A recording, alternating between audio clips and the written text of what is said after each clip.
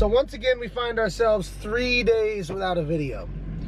And it sucks. But the reality of it is, if I'm not doing anything, I don't make videos. So I don't have a lot going on here, you know. There's not that many, there's not that much to do. And we haven't really been able to do anything on the car in the past couple days, which is unfortunate, but it is what it is. You know, I'm out of money, and I need a little bit more money to finish the car. And you know, as much as I'm starting to worry about this whole thing, you know what I mean? Like my money, people always ask, like, oh yeah, like what do you do for a living, blah blah blah. And you know, I do the BMX thing, but it's super unreliable, and the people that pay me can never pay me on time. So it is what it is. My bike's been broken for the past month, and I ordered a new bike, and that's not here, so it's, yeah, I'm not sure what to do. But been on a really bad sleep schedule because we stay up all night working on the car, or Tom works on his customer cars, then we go back to my car. And you know, waking up at you know, or going to sleep at like 6 a.m. is not good. It's not good at all. And then I end up waking up at like noon, and I'm still not even like a full 8 hours of sleep, and I prefer a full 8 hours of sleep. So I mean, sometimes you don't get it, but it is what it is. Another thing, before, I know you guys hate when I just ramble, but I sit on YouTube a lot, and I just like kind of like stumble around and like look at content, like different people. And there's this dude from Cali named MICAH DIAZ that drives an E36 with an LS in it. And I've seen this shit before, like when I lived in LA before I moved to Florida. But he started a YouTube channel, and it's fucking sick. It's very, very rare that I find myself finding a vlog series. Like I know I do vlogs, but I don't really watch vlogs. Does that make sense?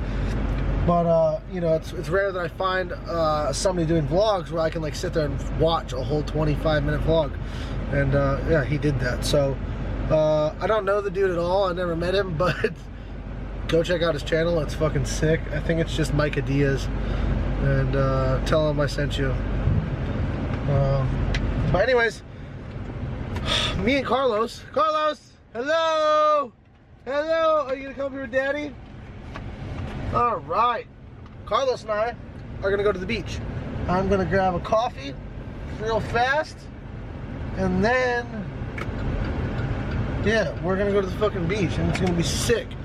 And Carlos has been cooped up in the shop lately, which is not really cooped up because it's a big shop, but I feel bad. So I want to take him out. We're gonna go do something fun, let him run wild, chase birds. You hate birds, Carlos? You gonna eat a bird? Eat a bird. Now I can scream that we made it. Now everywhere I go, they say.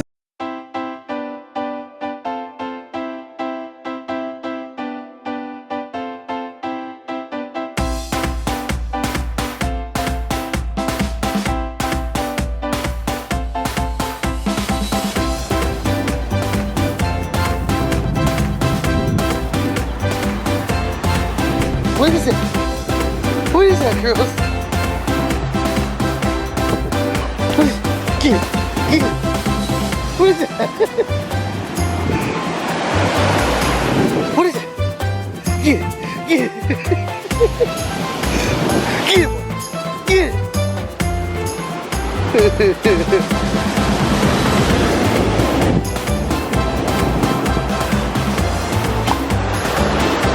What's that?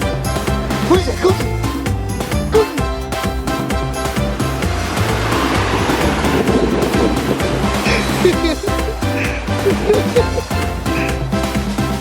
Stop putting it in your mouth.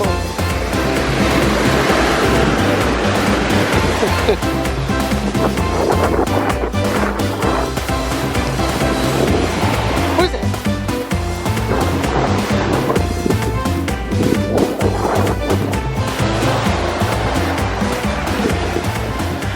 Alright, so believe it or not, this is Carlos's first time at a beach, because when we lived in LA, dogs were not allowed on the beach at all. So he is loving it. He's soaking wet. Carlos, you having fun? Girls, are you having fun? He doesn't know how to speak English, but yeah, he is. And he's covered in sand and salt water. I don't know how much longer we're gonna be here. It might rain. Looks like there's some dark clouds rolling in, so we'll see. But we might just head back to the shop here soon. We're back from the beach, and I'm not working on the car right now. We might work on it later. Well, actually, we have to work on it later because we can't really skip a day. But a lot of people have been like asking about like the other cars surrounding my car. And right now there's not very many in here, but there is one really cool one in here. So I'm gonna talk a bit about that and give you guys a little bit of a shop tour. It's not the biggest shop in the world, but it's organized well so we can utilize the space to the best of our abilities. Carlos, what are you sniffing? So yeah, I'm gonna start in the front of the shop, give you guys a look at what it looks like when you pull up, and then we'll come inside. Okay, it's raining, so I'm gonna try and make this quick, but when you pull up, this is Harbortown Fabrication. There's Tom's dually over there, Chevy gang. My trailer, there's a Corvette here. My trailer takes up most of the space out here, but there's an MR2 there. This is some old car that I don't know what it is. You guys are probably gonna fucking hate me for not knowing what it is, but it is what it is. GTO, Tom's S13 that I drove at Black Friday Drift event last year. Super fun. We're actually selling the SR20 out of this car. If anybody's looking for an SR in Central Florida, you need to holler at me because I got one with a Niztune ECU and digital dash. Holler at me for your pricing. Make sure just to DM me. So yeah, my truck, this is Tom's Mustang full tube chassis drag car. Sick ass S14, getting a tube front.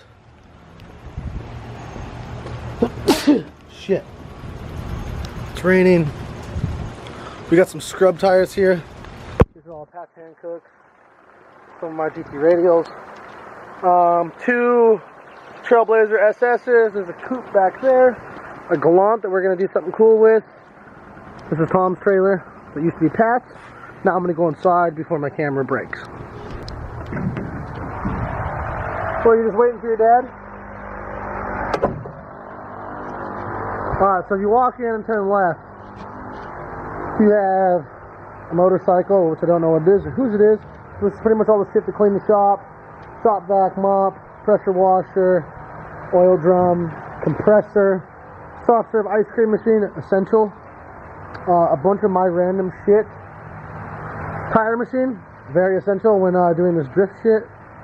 Some exhaust stuff. We have some vibrant oval piping, drive shaft, some stainless.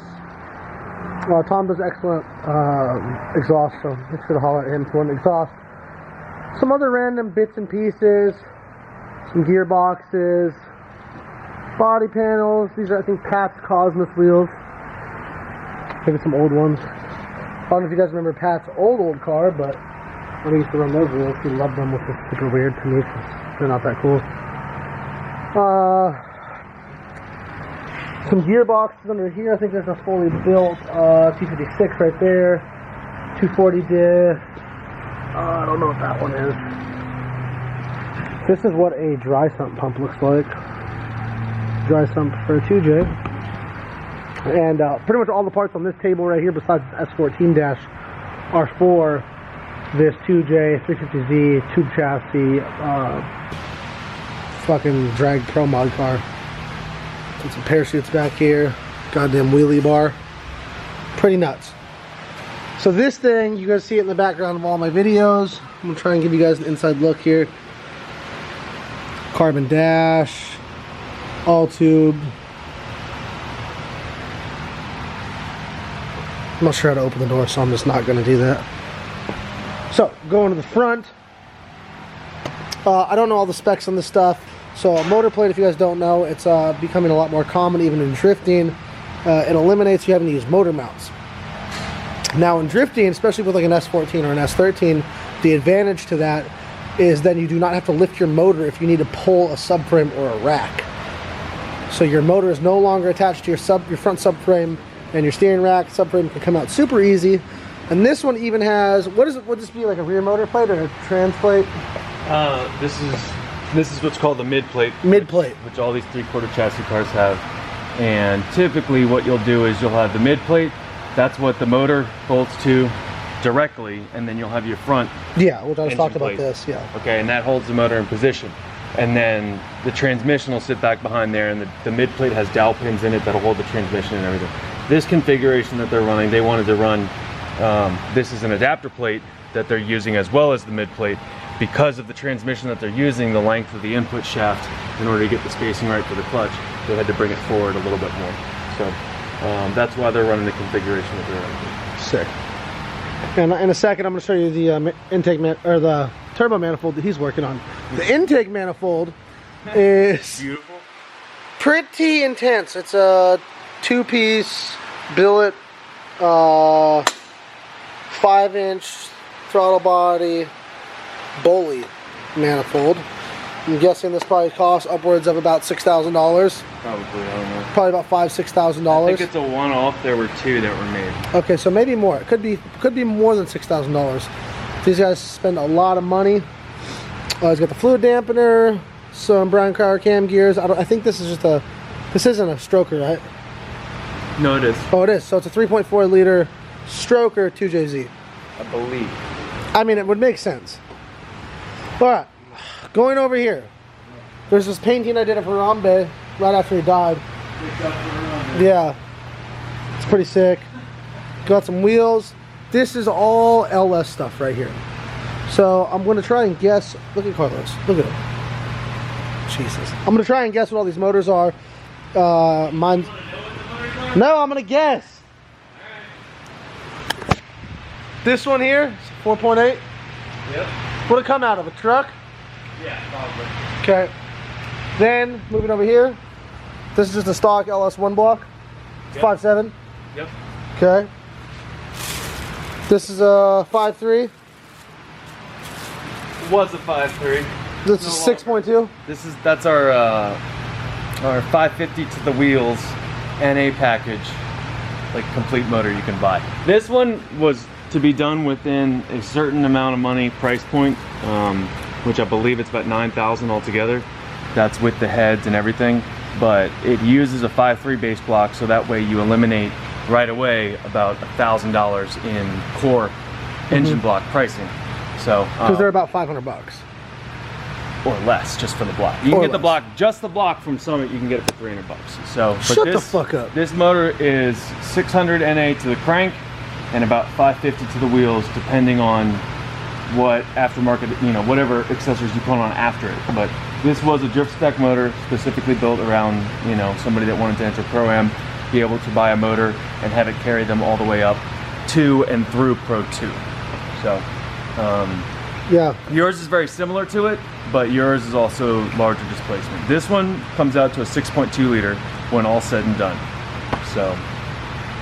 Is it mine a 6.2 liter also? No, yours is a 402. So this is a 3905 bore by a 4-inch stroke, which is a 6.2. So yours is a little bit bigger than a 6.2. I like that. Yeah. Bigger is better. That's right. It's America. So anyways, yeah, if you want to pick one of these engines up, this one is about fully assembled. And $9,000, and you can have a 550 horsepower and a reliable LS engine that will get the job done for you. Yeah, and we can tweak it obviously here and there and change different things. There's a certain head that I use with the package. That's what's on here, but you know, there's different upgrades that can add to it and make it more expensive. Yeah, change the price. Okay. So after that, we're going over here. This intake manifold, I believe, is actually going on this engine. Yes. Right? It is. Yep. Okay, and then this one, it's a Loop LS2? LS2, yeah. What heads are these? LS3 heads. Stock ones. Okay. So moving back, this one was another 5.3? Nope. 6 liter? Nope. 4.8? Nope. What the fuck is it? It's not an LS. Oh, it's an LT. LT1. It's an LT1. God damn it. And then we have my engine. That was yours. Yeah. I know about this one a little bit. Alright. And then the rack of parts that I keep stealing parts off of. There was more stuff before I got here, believe it or not. It's actually taking longer than I thought. I really thought that I was just gonna walk in here and like spin around and be like, all right, there it is. Like, then you gotta get the hot tank. Hot tank. We're in the process. Hot tank. In the process of getting all the machinery so that I can do all the machine work here in-house. I have a very reputable machine shop that does everything for me right now. I trust them. I trust them with my life. But if I am going to be a business and I'm going to expand my company, I need to get the equipment myself and be able to do everything in-house. Did you trust Toby with your life? I would trust Toby with my life. You hear that, Toby? That sounds risky. He doesn't watch YouTube. I don't think he knows how to operate a computer. Yeah, well, he might. Oh, here's my car. It hasn't moved. Yeah, we have some lists. This is everything that needs to be done in the next 2 weeks. 2.5 weeks. And I just don't have enough money, so we'll see what happens. Walking over here. There's a leaning tower of Koenig wheels, and I cannot wait to put tires on them. Very excited about that. Here's the SL block for all you turbo lovers out there. Bandsaw, drill press, sander, another bandsaw. Everybody always asks about this RX-7, and I don't know too much about it. It's this kid Willie's, and it's getting some work done. It's got an LS, I think. Well, it will when it leaves here. Yeah, it will when it leaves here. It's getting motor mounts. Basically, it's going to be set up for an LS and a CD009, as well as a new tube front and rear, firewall, plexiglass rear window with a ducting to a rear-mounted radiator. It's a lot of work. Yeah, it's getting a lot of stuff. So. What's it for? What's he doing it for? Pro-Am? Yeah. It's a pretty serious Pro-Am car. Yep. These Pro-Am cars are no joke nowadays. It's crazy. Now, I definitely agree that a driver can make or break, you know, a Pro-Am driver or whatever. I see a lot of guys come out with fucking insanely built cars and just eat shit and not do well at all. And shit happens, you know. And then there's the guys with the more low horsepower cars that come out and kill it. And there's a place for everything. But eventually, I think that here very soon, in the next couple of years, every Pro-Am car is going to be on a level, you know, with, you know, a $60,000, $70,000 car with, you know, the super gripped up, lots of money in the suspension, steering angle, engine packages, fabrication work, R&D, and you know, really coming out with a top level car, almost damn near a pro car. Moving on. All this shit here that is in the way is mine. That transmission, this box of dust, mine. This shit right here, mine. These dirty clothes, mine. These totes, mine. This hood and this bumper, not mine. All that shit under the hood and bumper, mine. And then this is my editing station right here. This is where the magic happens. And I ship your guys' orders and stickers and edit. I'm gonna edit this video after I'm done. And last but not least, the assembly table for this awesome turbo manifold that's going on that 350Z. And here's some runners and collectors and the flange that will attach to the block.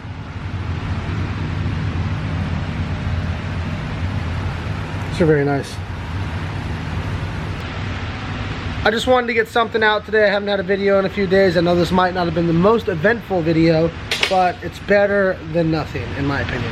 So, hopefully you guys can stop asking me questions about the shop now, and we've seen everything. And if I missed something and you saw it in the background or something, comment below. I'll try and answer it. And yeah, we're gonna keep pushing with the car. It's been tough, and you know, whenever I tell you guys in my videos to buy my stickers and shit, there's always some smart ass fucking kid on here that tells me that I'm begging for money by trying to sell stickers to finish my car so I can drive. It's crazy. The logic behind a lot of the commenters and trolls on YouTube is fucking mind-blowing. So fuck them. And I have stickers for sale. You can hit the link in the description if you want to buy one.